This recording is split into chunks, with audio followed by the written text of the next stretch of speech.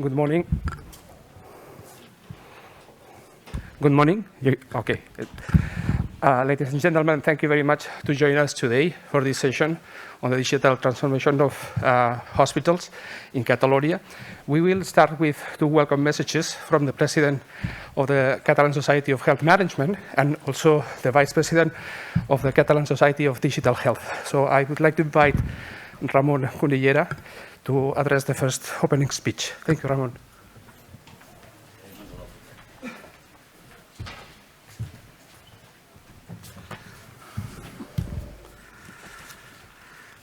Good morning, distinguished colleagues, ladies and gentlemen, friends. As President of the Catalan Society of Health Management, it is a true pleasure to open today this session organized jointly with the Catalan Society of Digital Health and with the precious support of the company Alexion, now renamed as AstraZeneca Rare Disease. Digital health is a new front of innovation for health managers. During the fight against COVID-19, we have experienced the enormous value that digital health technologies have provided to protect health of patients and professionals while ensuring the continuity of care. But we have also witnessed some deficits in our infrastructures and capabilities that we have to address in the upcoming years if we aim to complete the digital transformation of health and care. We know that without measurement, management is only an intuition. We believe that many of the progress achieved in the last 2 years will not vanish, and we can build upon the experience gained. We need to work together to transform health services, Today's session is a good example of the collaboration we need. Health managers and digital health innovation managers debating together about how the health system can support the digital transformation of hospitals and sharing experiences of progress and how hospitals can become smarter. Along this line, the Catalan Society of Health Management launched 1 year ago the Observatory Management Matters to underline how important is good management to achieve good results. I invite you to visit this web, originally named in Catalan La Gestió Importa, published in 3 languages, in Catalan, in Spanish, and in English. The observatory is structured in 9 sections, and one of them is dedicated to digital and technological innovation, where we scan for remarkable and successful innovations that can guide us in our path to transform health services and health management. We need enthusiasm and trust. Transforming to obtain better results, I think, is the golden dream of any good manager. This is not an easy task. We need to work together with enthusiasm, but we also need environments of trust that allow to take risks and when failures are tolerated as a source of learning. As health managers, we know that you cannot change a health organization in 1 year. But when we look back, we realize how our hospitals have changed in the last 20 years due to continued strategic actions. That is why we need a long-term view and more investment. Unfortunately, digital technologies are not cheap. In Catalonia, we have developed a strong e-health infrastructure, and all healthcare providers are already digitized and exchanging data and information through the shared electronic health record of Catalonia. But we must do a step forward and increase the investment in IT, both at central and local level. In this sense, the EU Next Generation funds are a great opportunity to consolidate robust IT infrastructures that will help to improve healthcare operation, transforming the model of care, and supporting clinicians and managers to make better and faster decisions. I wish this session will provide us with insights and open questions to keep this collaboration forward and will fulfill your expectations. Now, I hand over to my colleague and friend, Jordi Martínez, Dr. Jordi Martínez, Vice President of the Catalan Society of Digital Health. Thank you very much to be here.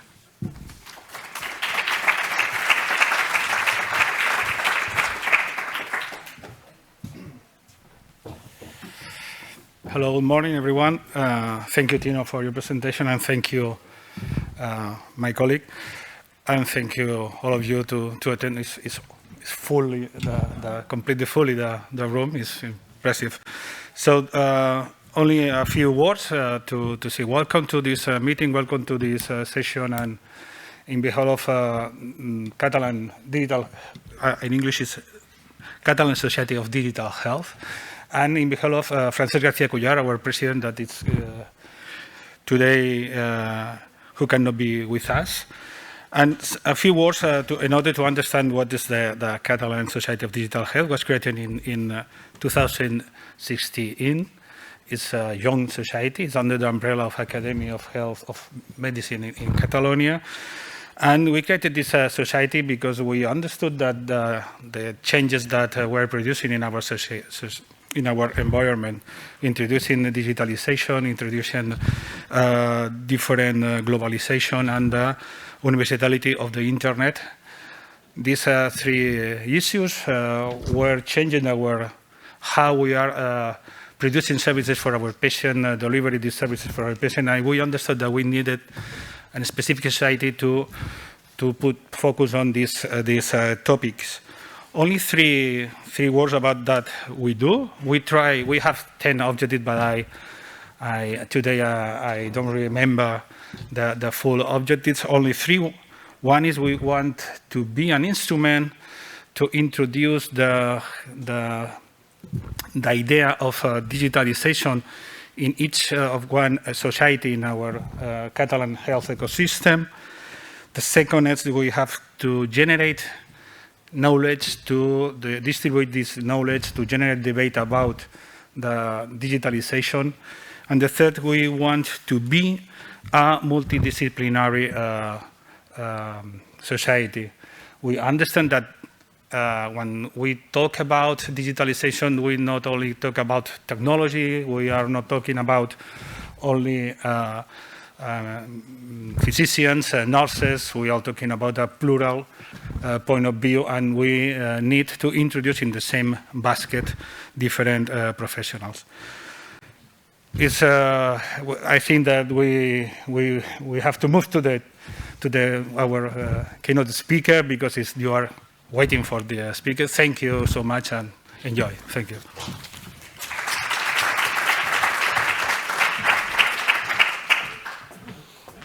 Thank you, Ramon. Thank you, Jordi.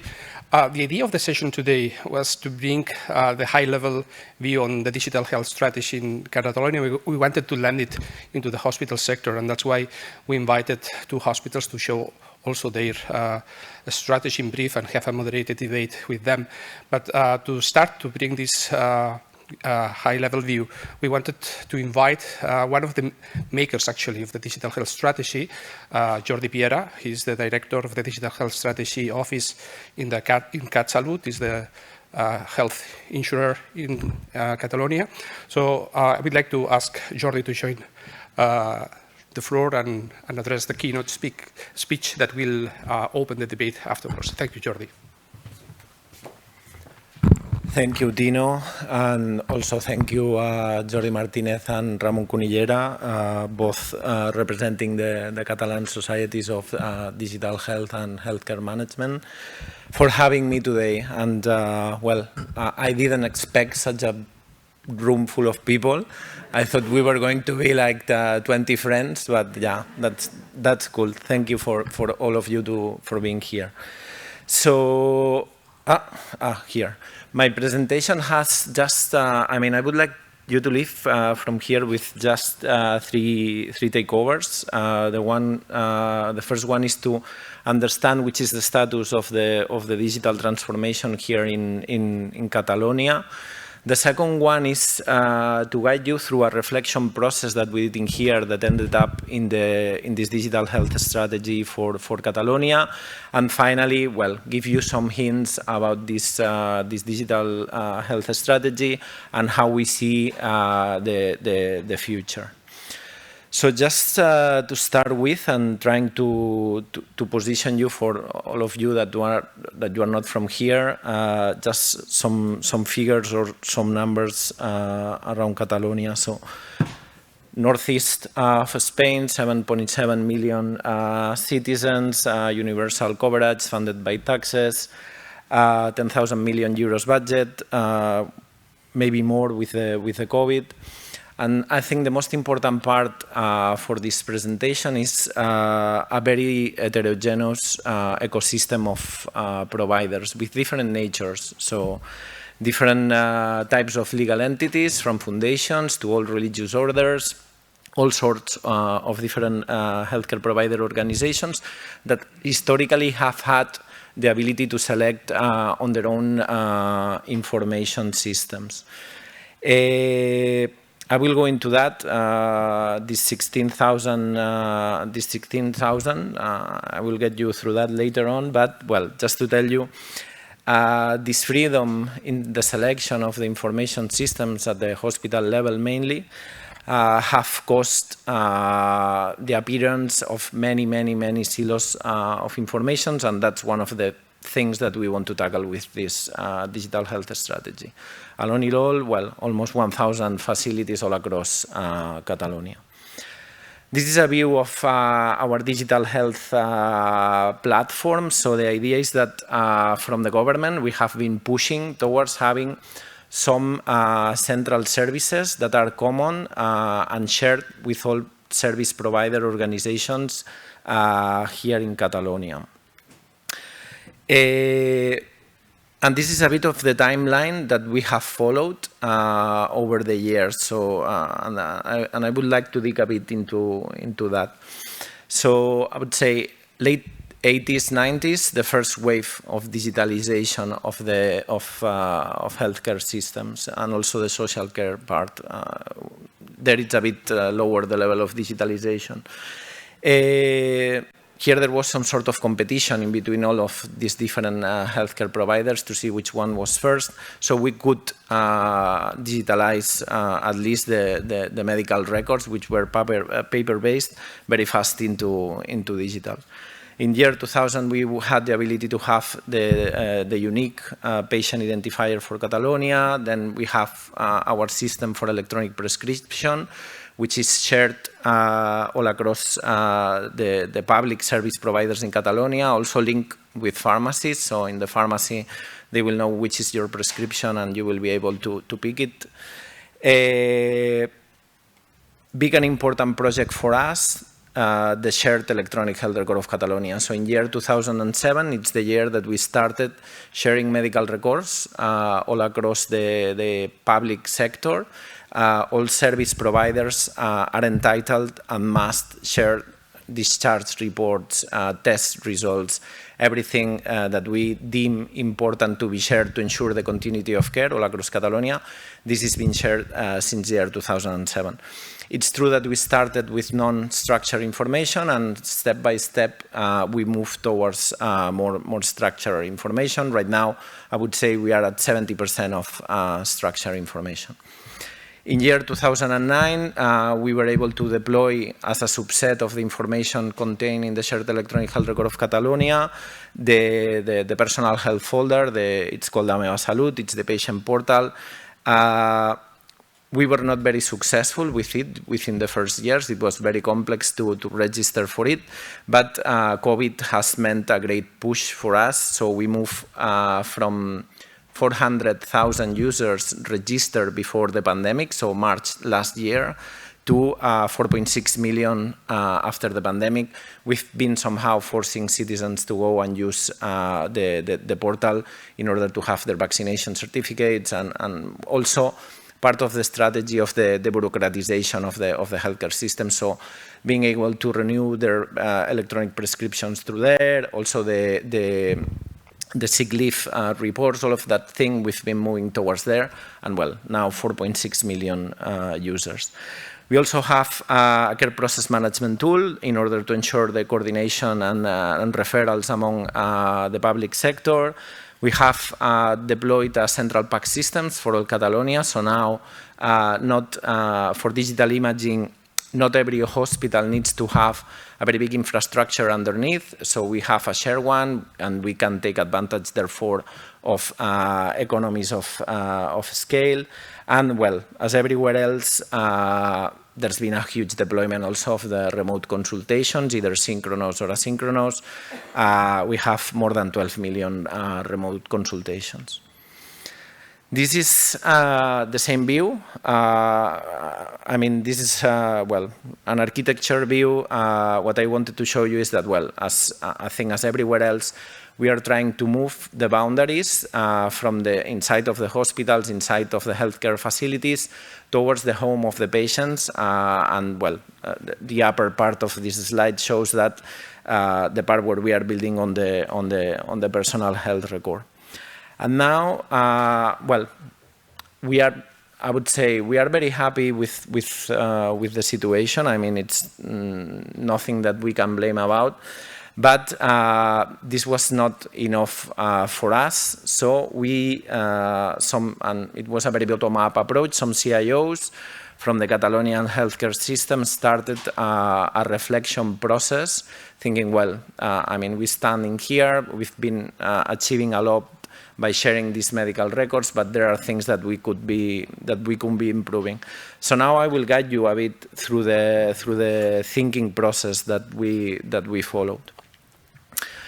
The first thing for us was identifying the hospital information systems as one of the main sources of patient-related information. So one of the places where most of the information is generated.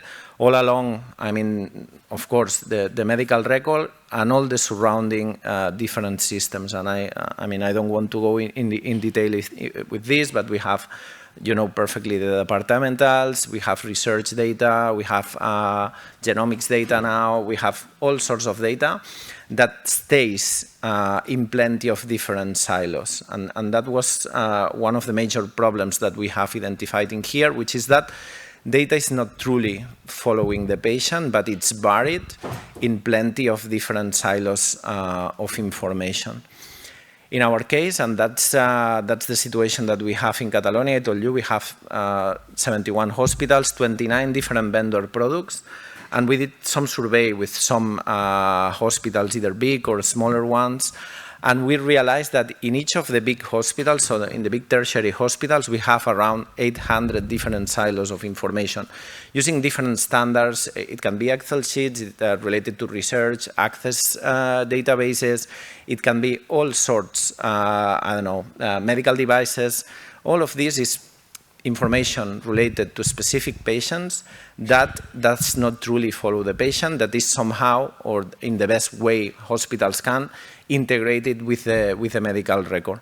Smaller hospitals, 400 silos of information, and according to our calculations, this is a prospection, we think that we have around 6,000 different silos of information here in Catalonia, which relate to our citizens. And that's one of the things that came out from this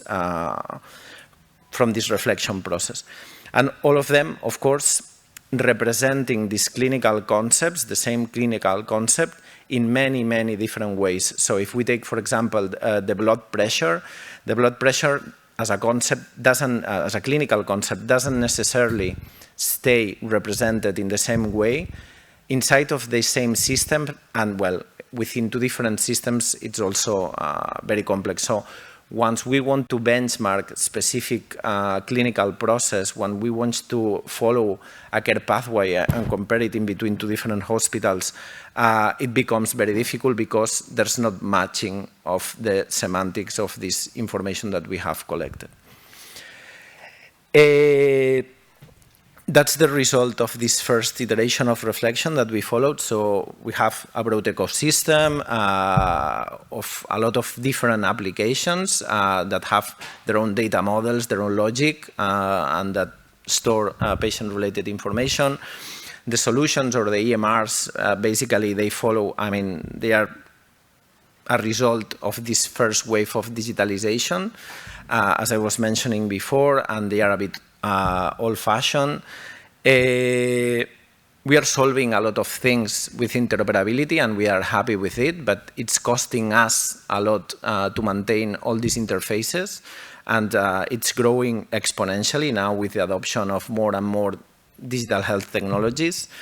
We have difficulties to scale up this innovation, so if a certain hospital is able to develop a specific innovation, once we want to scale up this to other hospitals within the system, it means a new integration, even, new care pathways, new everything. So it's very costly for us, and we think that, well, we are not resilient enough or fast enough to change because of that. So we've seen here that we have a limitation due, I would say, to the legacy systems, to the information systems that we have currently in place.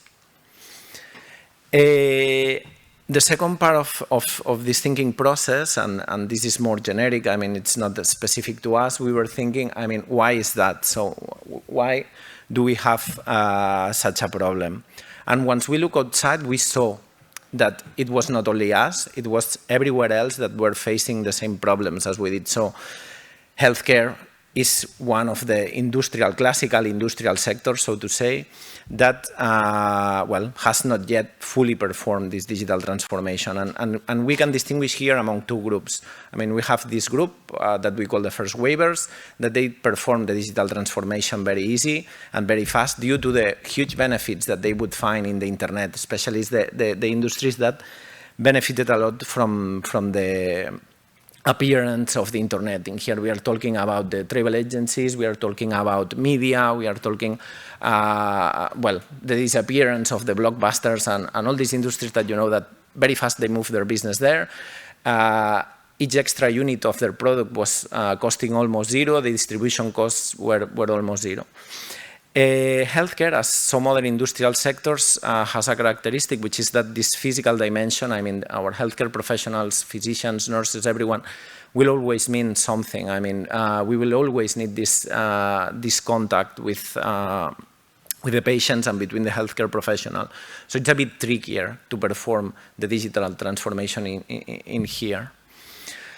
This is the results of a survey from the American Medical Association. They did it in year 2016, and then it was refreshed in year 2019. And they asked their membership which were the reasons, because they thought, well, which were the barriers for digital health, or what was happening with digital health. And they had some quite fundamental questions back in year 2016. They were saying, I mean, does this work? Or, I mean, which is the evidence base of this? Or will I receive payment? Or which is the liability? Or, well, whether it will work in my practice or not. So really, there were concerns about whether these different technologies that fall under the umbrella of digital health, whether it works or not. Fortunately, in the year 2019, this was refreshed and the results are better. Now they seem to be more aware, and well, now we are waiting for a refresh of this survey, hopefully after COVID, and I think that, well, the results will be way better. But in year 2016, which was exactly the year that we were doing our reflection process, there were, well, all these fundamental questions, all these 4 fundamental questions that I'm sharing with you. The literature is full of evidence and analysis of the different barriers towards the adoption of digital health technologies. And what we have learned from that is that it's not about technology, it's about culture and about organization. That's possibly the 2 most important barriers. Here you have a survey. That one is from year 2018, and well, still the training of healthcare professionals and ranging from leadership to frontline professionals still is the first barrier. If you check in here, I mean, technology doesn't come until the 4th, which is legacy systems. Well, you won't find technology as a barrier until the 4th one. The second one is organizational silos, so basically being able to change or reshape our organizations. And the thing is that we have tried to, well, I mean, at some point we have tried to do this digitalization of the healthcare system, and we have possibly not thought about the value that the digitalization of a certain specific healthcare process may add. I mean, we need to consider this. I mean, we are not going to digitalize because of the sake of digitalizing or because it must be done now. We need to find the value. Also, we need to find, I mean, to rethink the overall care process and not think about the digital process and the face-to-face one. I think that needs to be substitutive, one of the other. And of course, they will obviously be hybrid because we need to guarantee equity and access, and not everyone is able to access these technologies. But we need to think about this. And I think it's quite dramatic. I mean, some surveys and some research says that 40% of the healthcare professionals, I mean, face some signs of burnout due to the usage of technology. So we need to be careful with that. Also, the medical records. I mean, I was telling you, we have this first wave of digitalization of the paper-based records into digital. Possibly we need another iteration. I mean, medical records that free the time of healthcare professionals. Right now, also 40% of the time that professionals spend in the consultation with a patient, they spend it writing things in the computer, and most of the times patients leave the consultation saying, well, this guy has not touched me. I mean, he's been hiding behind the computer. And I think it has, well, I mean, caring and curing, this just physicians cure by the sake of touching you. So this is important to be taken into account, and that's one of the things that we learned in this reflection process, and that is part also of the things that we want to solve. This is some surveys on the usage of EMRs and EHRs, international, also the results of a Catalonian one. Not, the professionals are not satisfied with the systems that they are using. And this is a tweet, a recent tweet. I mean, it's from the 5th of October, and I thought it was interesting because this is exactly the representation of legacy systems as they are now. I mean, I don't know how they work. I mean, it must be by a matter of a chance, because once you look or you draw the architecture and the technology and all the integrations, I think it's a miracle sometimes that this is working really, and it's only to us that is happening this. I mean, I think that we need to simplify these infrastructures and rethink, and possibly it's throwing everything away and starting again. That's more or less what we are aiming to do, but as you can imagine, it's not easy. So we came with, after all this thinking process, we came with this digital health strategy for Catalonia. It's a plan, as I told you, that was very bottom-up. It was a group of CIOs that started pushing towards this. We built it around the strategic plan of the Catalan health, of the Catalan Ministry of Health. And we took the chance that there was a strategic line in there that was called digital health, so we built it inside of there. It comes subscribed by more than 300 professionals all across the Catalan healthcare system, from frontline professionals, CEOs, CMOs, everyone somehow, or we involve as much people as we could, in order to gain acceptance of the plan. We wanted in here, as you can imagine, we wanted to push for this model, patient-centered, with a strong focus on data. We wanted to establish some sort of governance around information systems, because I was telling you before that every other healthcare organization could do more or less whatever they wanted. We wanted to ensure a financing framework to move our ideas forward, because if you don't have the money to do so, well, it's difficult to do such. We wanted to foster innovation, so we wanted really to unlock our systems for innovators, startups, to be able to develop systems on the top of ours. And as you can imagine, as every other strategic plan, we defined a roadmap towards achieving the goals of the plan. We ended up with 15 different strategic lines that more or less aim to cover all the challenges that we are facing here. I would say that the most important, I mean, all of them are important, but I would say the most important for us are the first two vectors, which is this building of this new EHR for Catalonia, that for us is somehow the central piece of all the strategy, because we think if we control this patient-related information, we will be able to improve our system. But there are other things. I mean, with, as I was mentioning before, the lack of skills of healthcare professionals, it's a barrier that we identified. So we are working on a plan towards developing the workforce with digital and analytical capabilities. Going into this central piece that is the most important one for us, so this unique electronic health record of Catalonia, for us is the, I would say, technical and functional repository of all the patient-related information in Catalonia. And well, we really want to dig into that, and we really want to take systemic advantage of this patient-related information and really be able to break all these silos that I was mentioning before. We follow this paradigm. I mean, this is some words from Rachel Danscombe from NHS. She's currently the CEO of the Digital Academy in the NHS. And it's that data is for life. I mean, not for just for one system. So we want data to follow patients. More or less, and I don't want to go technical with this, but I think that this represents very well the approach that we want to follow. So currently we have many different applications that have their business logic, the data models, and the user interface and user experience buried in there. And we try to merge the information that is contained in there through interoperability.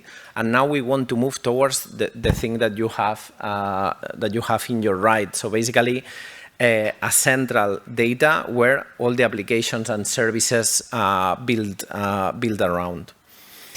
We have designed the project in a way that is not that does not foster our thinking. So we think that this project can help us trigger a reflection on the healthcare delivery model. So basically, we don't want to follow the same model that we have now, which is very vertical from the classical healthcare level. So you have primary care, you have specialized care, you have intermediate care.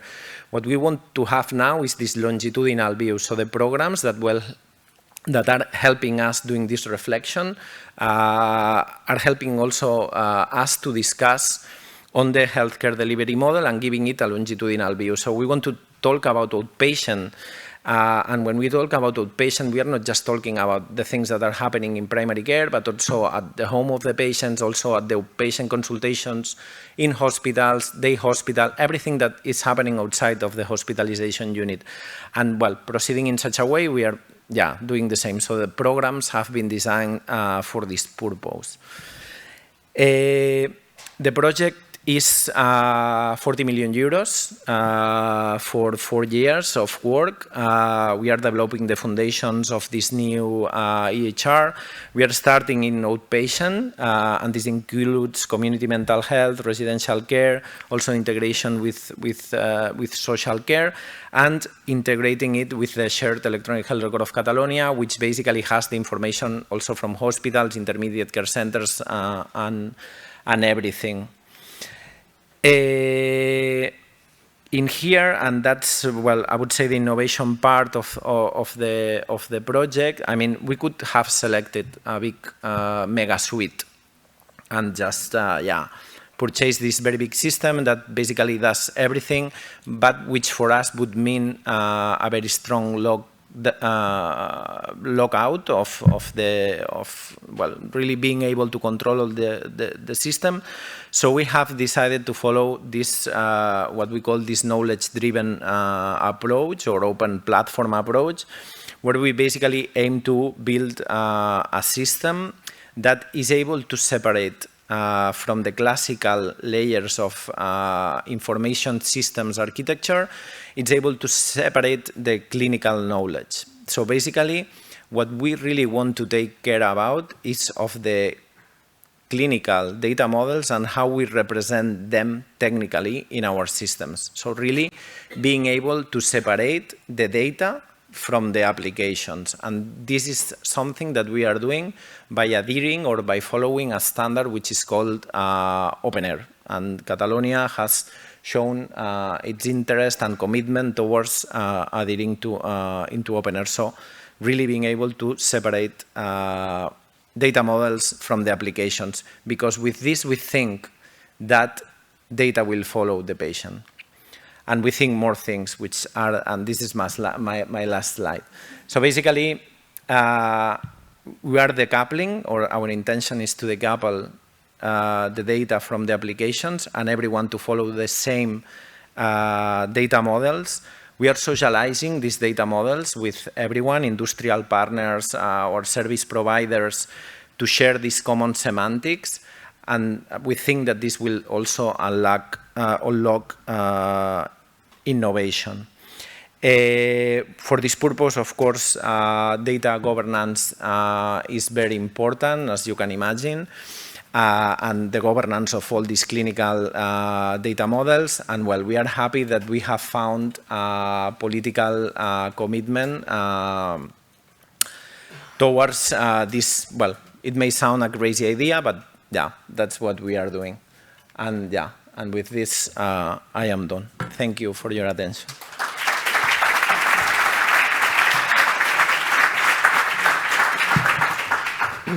Thank you, Jordi. I would like to open the floor if there is any question from the audience that you want to address to Jordi.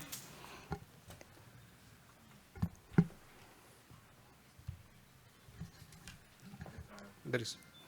Do we have a microphone? Please. You're collecting massive information, amount of data and information regarding the city. I didn't hear anything about your strategy for the data security and basically cyber security and how this data is going to be protected. Well, that's a very good point. Thank you for your question. Yeah, I mean, right now we are concerned that we are not doing enough when it comes to data security and all the threats that means well, storing and having these massive amounts of information.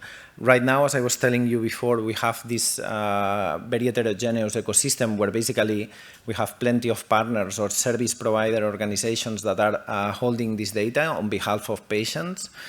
And we are, and the service providers are worried because they don't have enough resources in order to safeguard the data. What we are trying to do with this project is somehow trying to centralize a bit these data models and working very close by with the Agency for Cybersecurity in Catalonia in order to protect better our infrastructures. But right now, we know that we are not doing enough because, well, basically, the service provider organizations do not have enough resources to protect their data sources. Mm-hmm.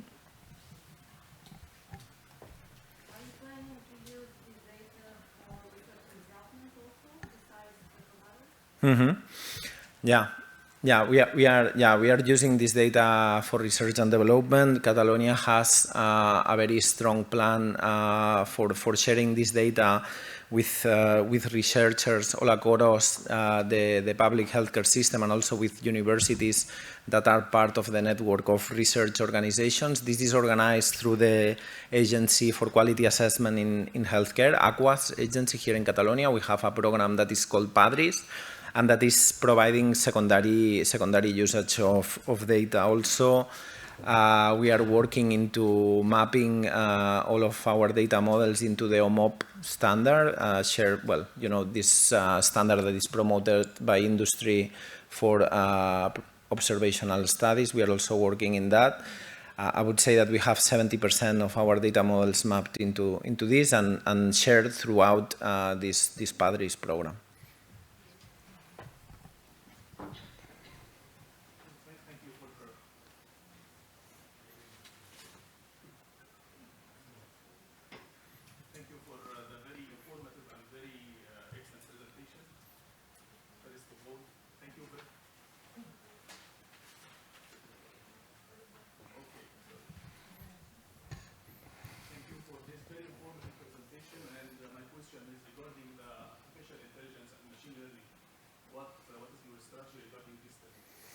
Yes, here we've been working, I mean, here in Catalonia we have, which is part of the system and part of the government, it's the TIC Salud Foundation. It's a foundation that manages this strategic line for us on behalf of the government, so they are the ones that are in charge of managing this strategy. What we have done in here is following this paradigm of the so-called federated learning environments where we have built this infrastructure where you can have people that is providing data and standardized. In our case, it's basically OMOP models, but it can be standardized in any other models. And this data is not flowing away from the ones that are providing data into the federated learning environment. And on top, you have an ecosystem of researchers, companies, startups, whatsoever, that they are working in the algorithms and that are able to test them on the top of the data that is being provided by the others. So this is somehow GDPR compliant. I mean, data is not following, flying outside of the systems, and these algorithms can be tested. Right now, for example, just to give you 2 or 3 examples of things that are currently working here, in the entry of the shared electronic health record of Catalonia, so this big repository of information that we have, there's still a lot of non-structured information that is coming in. For example, the pathology reports. We have worked with some university people and we've been able, for these pathology reports, to standardize 16 variables out of these non-structured reports. And, well, basically, we have plugged in the algorithm in the entry of the shared electronic health record of Catalonia. So every time we have this type of report coming in, you will structure these 16 variables, which can be used for research purposes. This is on the natural language processing side. We also have some predictive models, so we can predict non-attendance to our outpatient consultations with a very high success rate. So we are deciding to whom we send the SMS messages in order to remind them to come to, well, for the importance to come to the outpatient consultation. So we are working with this. We have, I would say, a system-wide strategy, but, well, it's starting. Thank you, Jordi. I think if you have more questions, we can keep them for the debate. So I thank you again, Jordi. You can join with me, and I will open now the 2 more presentations we have. As mentioned before, we wanted to show the strategy, but also 2 examples at hospital level. That's why we invited the Hospital del Mar and Hospital Sant Joan de Déu. Jordi will be presenting Hospital Sant Joan del Mar, but with a different hat. He's the Chief Innovation Officer in the hospital, and we asked Jordi to briefly explain 5 minutes their digital strategy. Thank you, Jordi. Thank you, Dino. Only 5 minutes? Yeah, no problem. So, could you put my first slide, please? Okay. I don't know if you know where is Hospital del Mar. It's here in Barcelona, and Hospital del Mar is not really one hospital. It's a public consortium with different facilities. We have acute hospital, and intermediate care, and mental health, and it's a great consortium in the Barcelona city. It's a consortium between Generalitat de Catalunya, Government of Catalonia, and Barcelona City Council.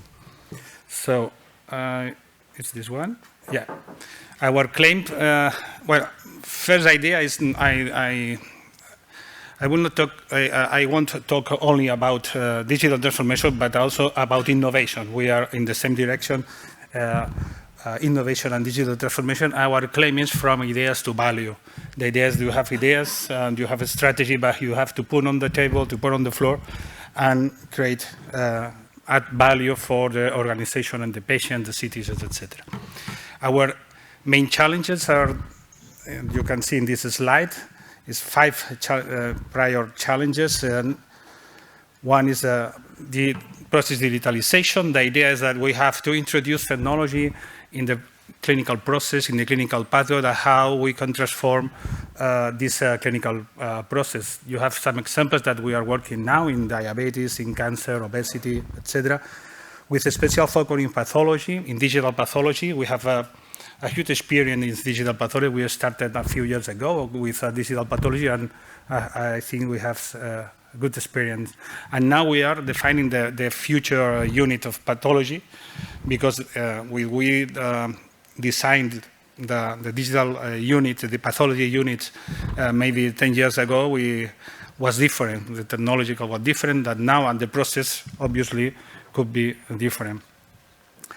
And we are using the different tools that the market and the government put on our hands. And in the left of the slide, you can see the telecall, or the video video consulta, the video call that Jordi Piera put in our hands and some months before.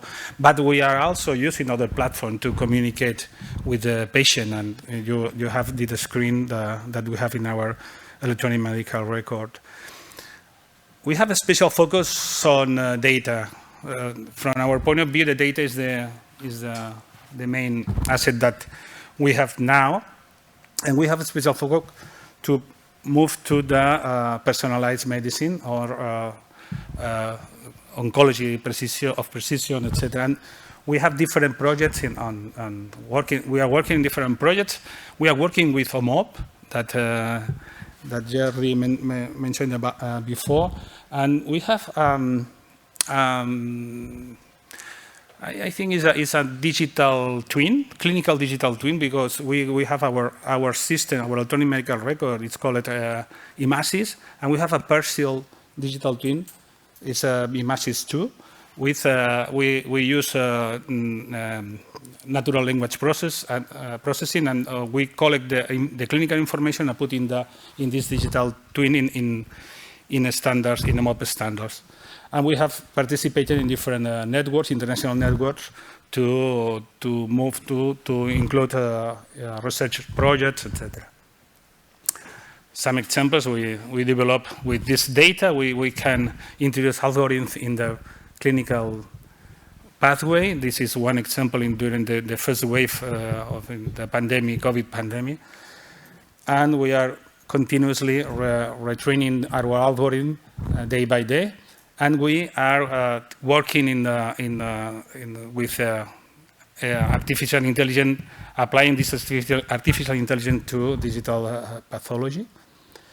This is our main occupation. How we can transfer the strategic plan, your strategic plan, to our daily problem. And we're working in this way. We are identifying different sources of data and in our micro ecosystem, and how we can introduce, transfer this data, share this data in I don't know, because we are constructing now I don't know, it could be a data warehouse, data lake, or data Pepito, I don't know, but the idea is to structure this data to offer services based on this data for management, clinical management, research, etc., clinical decision support system, etc. The idea for I think that the previous session was about the patient experience. The idea that how we are using the digital transformation to know the digital experience, and how we are using the digital transformation to know more about not only digital experience. We are working in PROMs, in patient reported outcome measures, and PREMs, and we are using different digital tools to put these PROMs and PREMs into the clinical perspective. Another issue that we have to work is with the digital transformation. We need some strategy to do incorporate into the organization different roles that we don't have now, mathematics, etc. And we have to put in our strategy how we can do reskilling and upskilling strategies with our people. This is the last. We are now involved in a new part of the hospital, and this new part of the hospital could be more green, more smart, with more smart infrastructure, as with obviously more digitalization. Thank you very much.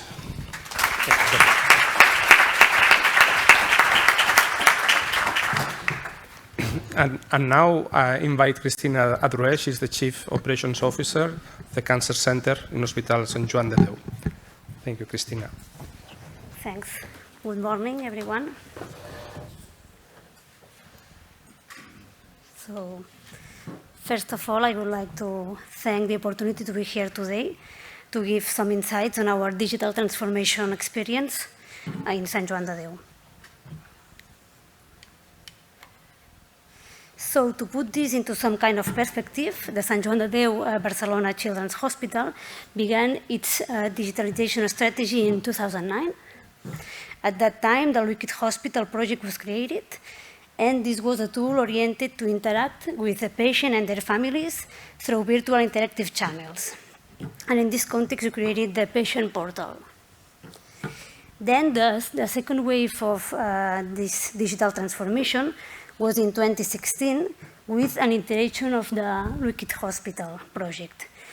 We created a data lake that accumulated data from different information sources of the hospital at the service of professionals. And then the third wave of this digital transformation was accelerated during the COVID-19 pandemic. And when the pandemic broke out, we were developing the Cortex strategy. This project is based on the idea of a proactive data model in order to prepare the organization in advance for what's to come. So this strategy is based on data intelligence and the implementation of telemedicine.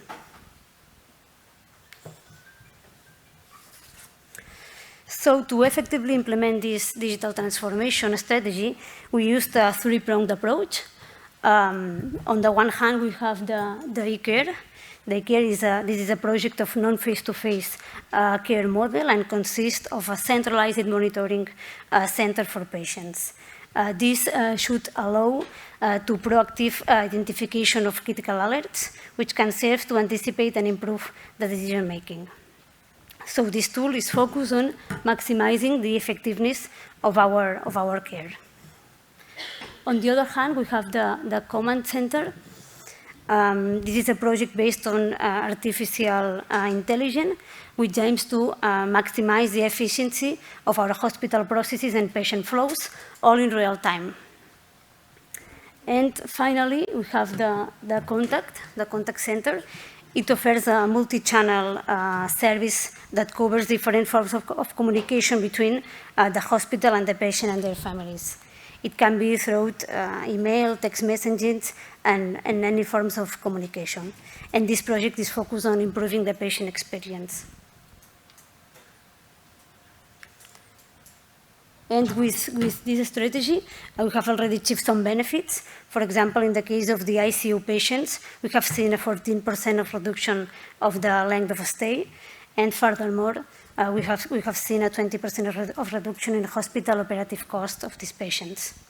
So in summary, we have seen that the care models are changing dramatically, and we need new predictive models in order to adapt to those changes and to help move from reactive medicine to more proactive and preventive medicine. So I believe that the Cortex strategy, which I explained today, is the best way to do this, and also it's a critical tool to control costs and to improve our outcomes. Thank you.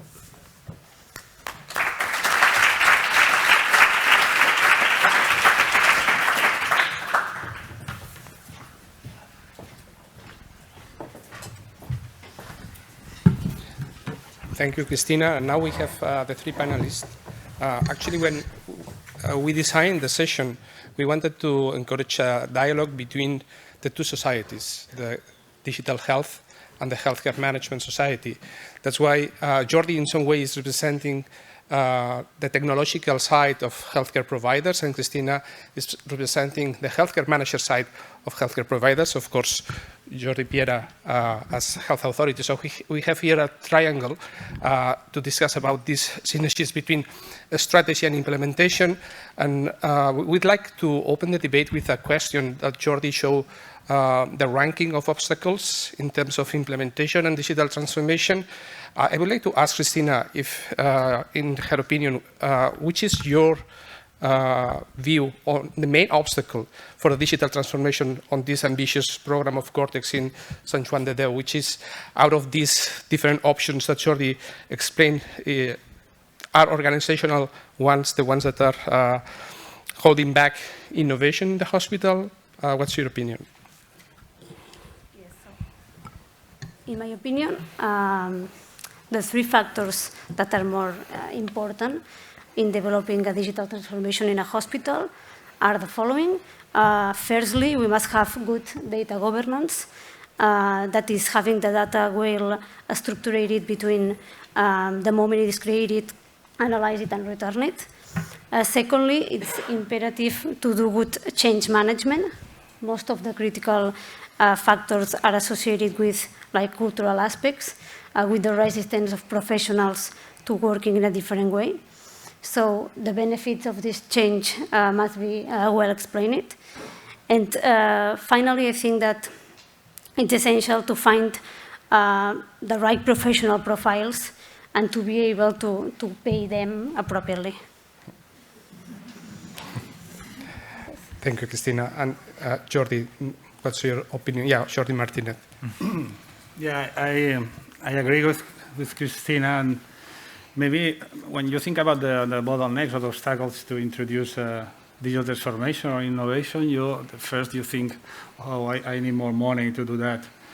And maybe sure that the funding is a problem to introduce the digitalization, but there are more problems. One is maybe you have the money, but you don't have any tool to contract people or to contract enterprises, because our regulatory system in the public system, I am talking in public system here in Catalonia, you are under some laws that it's difficult to contract to startups sometimes. No?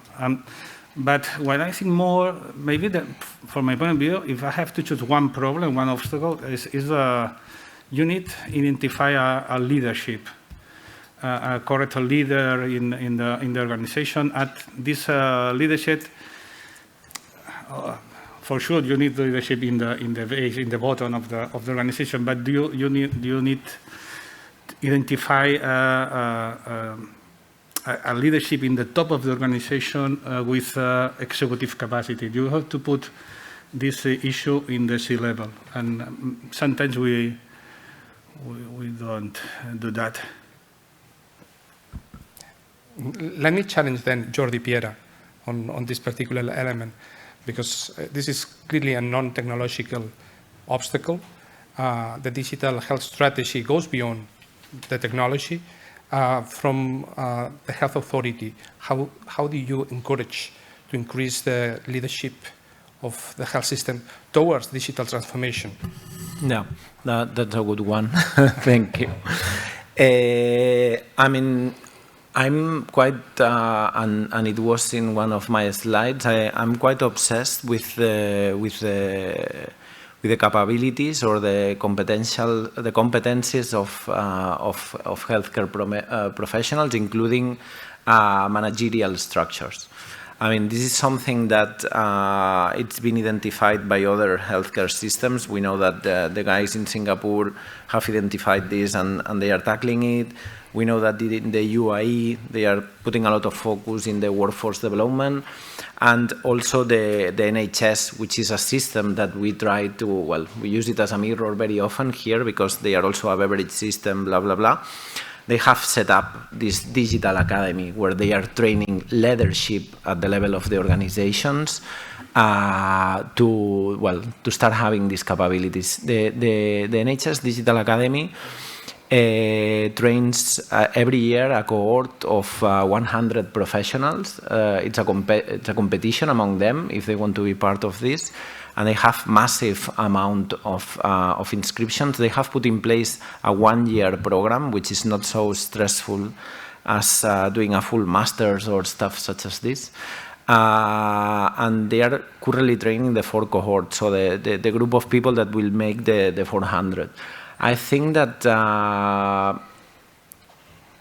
giving this leadership of our healthcare organizations the appropriate tools to understand the digital transformation will make emerge these possible leaders and then, well, things starting to happen afterwards. Thank you. Moving to innovation, in your strategy, Jordi Piera,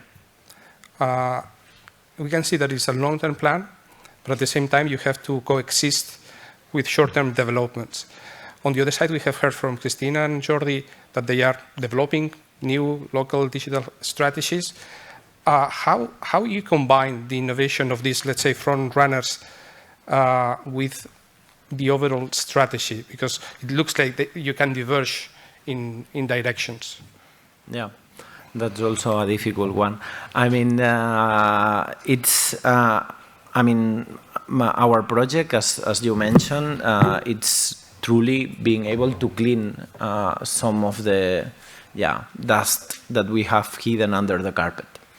And to say in some way, I mean, all these legacy systems, all these layers and layers of software, one on the top of each other, just adding some fancy interface to the previous old technological thing. And well, this is tricky and will take time. And of course, we need to keep showing that we are advancing, into this. One of the things that I am trying to push, and I also think that it's possibly one of the biggest barriers, is to keep fostering that healthcare organizations do not stop doing innovation, is to change the financing system. I mean, right now, we should not fool ourselves. I mean, we are still paying for hospital discharges. We are still paying for the amount of emergencies. We are still paying for... and organizations, well, they have the tendency, and it's the correct one, to organize themselves in the way you pay them. I think that we should move from paying for these activities that I think that are old-fashioned and start paying for value, and really being able to identify value will be the thing that will continue fostering that healthcare organizations do innovation. But I think that would be one of the, possibly the biggest catalyzer that I can think of to foster innovation in our healthcare system.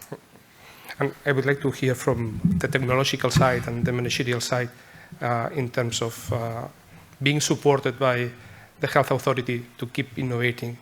Which is your view, Jordi? Well, I agree with Jordi. The financing system is not appropriate to introduce innovation in our hospital and primary care facilities, because basically we are paid by activity. And when you have your meeting with your CEO, with your chief executive officer in your hospital, and we need more money to put in this. You need a minimum investment before you have your return of investment, and where we have the money, the budget to do that.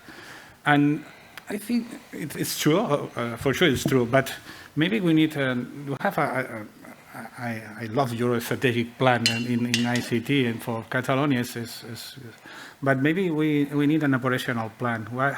Because sometimes we have a gap between the real life and the strategic plan. And if you introduce a specific budget with a specific operational plan on how to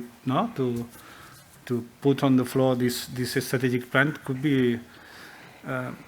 I mean, maybe we need some standards to standardize some ways to apply this strategic plan. Cristina? Yes, I agree with you. And maybe from my point of view, the Catalan administration can help to overcome this kind of difficulties, maybe in 3 ways. The first one, by selecting and promoting projects that are aligned with the administration strategy.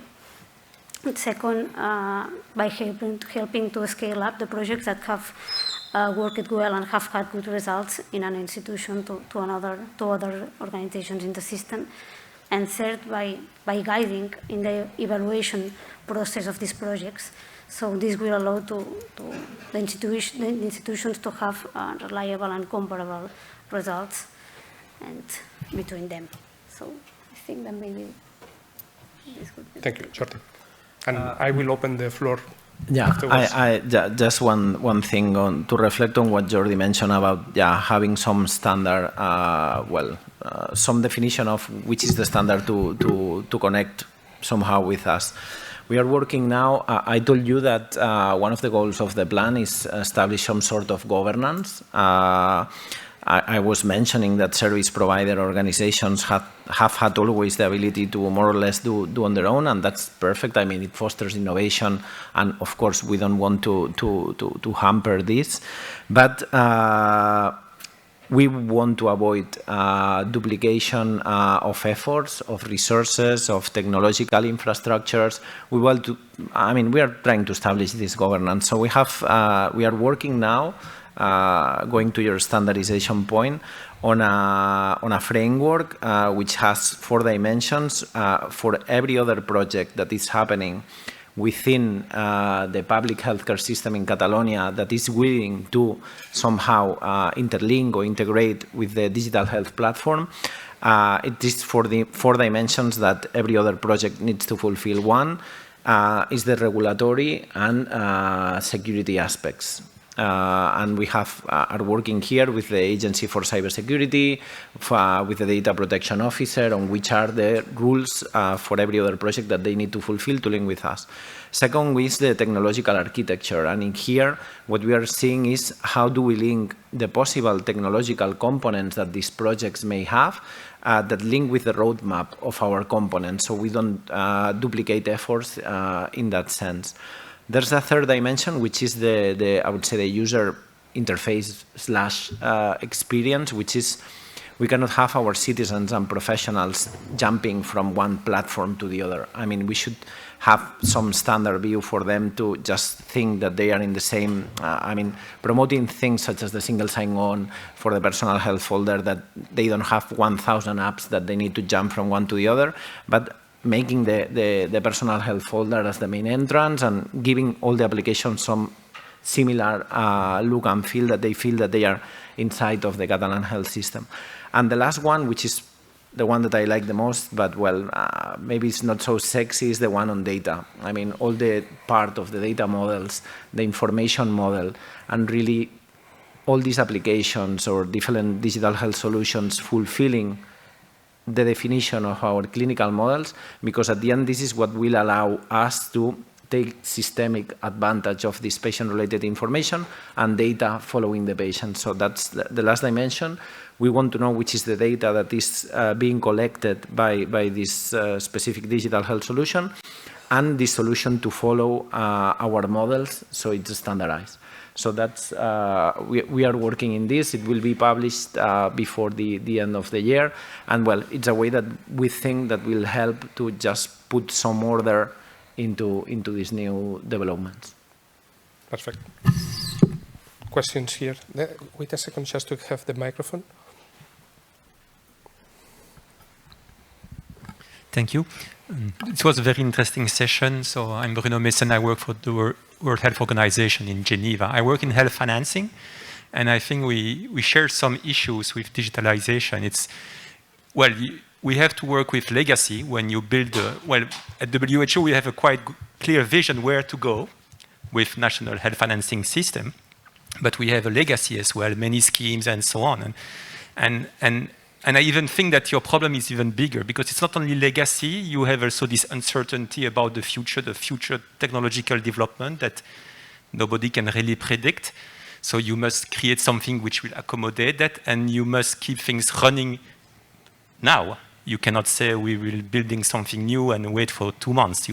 So it's even worse, more challenging and worse than for health financing, I would say. At WHO, we feel that it's quite clearly nearly impossible to give advices to countries on how to say, oh, you should do that in a very specific way. Each context will be different. And so what we have produced is what we call the health financing progress matrix. It's a list of principles.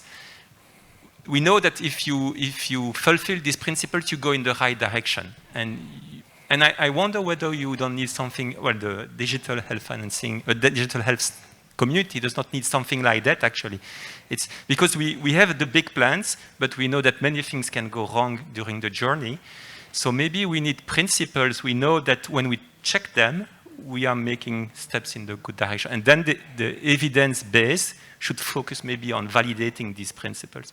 So I don't know if it makes sense, if you want to react on this point. Over.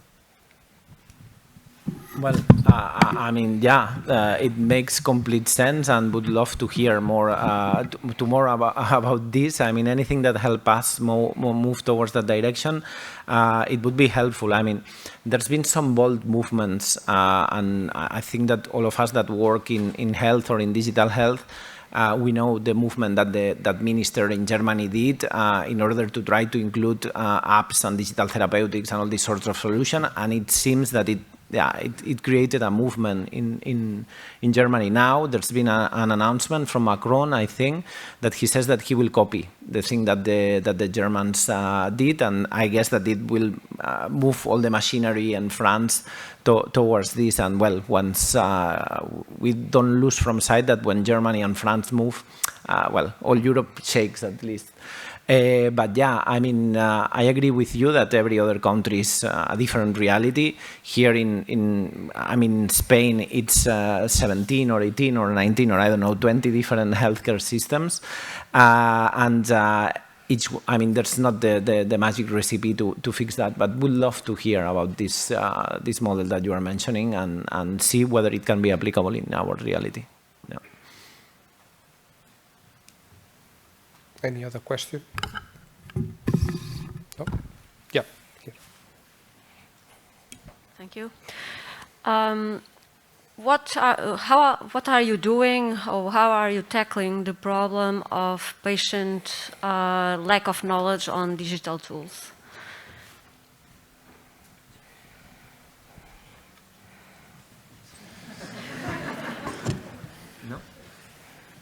Problem. Your question is about the how, not the problem with the knowledge using the digital tools, the patient. Yeah, it's my personal opinion. I think when you have problem with patient using the digital tool, it means that the digital tool is not correctly developed, because the user experience and how the user are using this tool could be embedded in the development of this tool. And when we modify processes, or when we decide some specific tools to contact with the patients, we put into the decision, in the decision of the solution, that identifying the needs, etc., the patient. This is the idea. And in our hospital now, we have a specific solution that I don't remember now the name. That the idea is that we have a patient's academy to improve the skills and digital skills and competencies in this with these patients. But we have a name, but I don't remember exactly the name.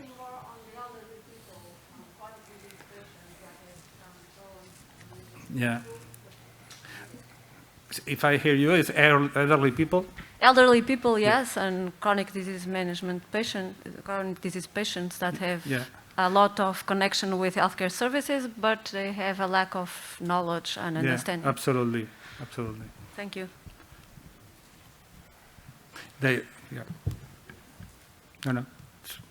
No, it's with the elderly people. Is in the same way. Another idea is you never have only one tool for all the target. You have to specify for a specific target a specific tool. I would also like to reflect on that. I think here, and we agree, and we have also studied this. Of course, the level of acceptance and the level of literacy of all citizens is not the same, and we analyzed this recently for the e-consultations, so the asynchronous messaging with primary care physicians, and we realized that the most amount of users was more or less healthy people, young, working, with no major chronic diseases, that just wanted to do fast their interaction with the healthcare system and just live fast.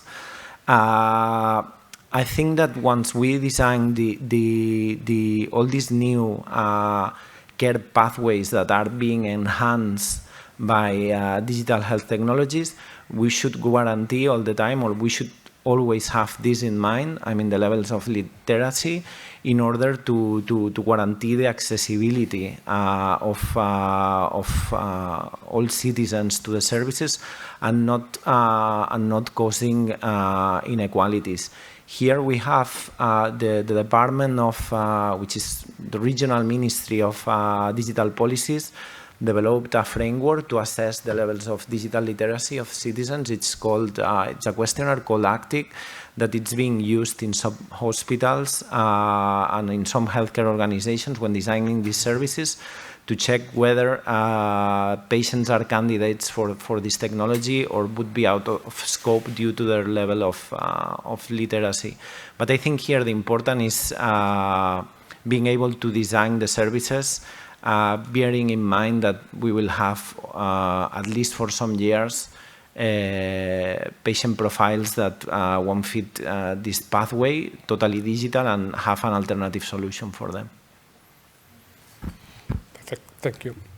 If there is no more questions, we can close the session. I want to thank you all presenters for their messages and views, all of you for participating in this session, and of course both societies, Digital Health and Healthcare Management Societies, to organize this meeting supported by Alexion. Thank you very much and see you soon.